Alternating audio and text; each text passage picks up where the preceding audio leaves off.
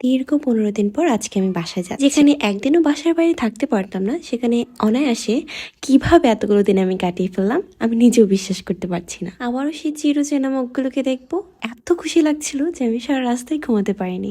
তবে হ্যাঁ, শেষের দিকে একটু ঘুমিয়েছি। এখন আপনাদের মনে হতে পারে যে আমি অনেক লম্বা একটা ছুটিতে যাচ্ছি, একদমই না। মাত্র 4 দিনের ছুটি ছিল, তবে এই 4 দিনে আমার কাছে অনেক কিছু। যত পথ শেষ হচ্ছে ততই আমার গন্তব্য কাছে আসছে, মানে আনন্দ ধরে রাখার মতো না। অ্যান্ড ফাইনালি আমি চলে এসেছি আমার ডেস্টিনেশনে। আর কিছুক্ষণ পরে আমি চলে যাবো বাসায়, আর দেখবো সেই ছোট্ট ছোট্ট মুখগুলোকে, যেগুলোকে আমি খুব বেশি মিস করেছি।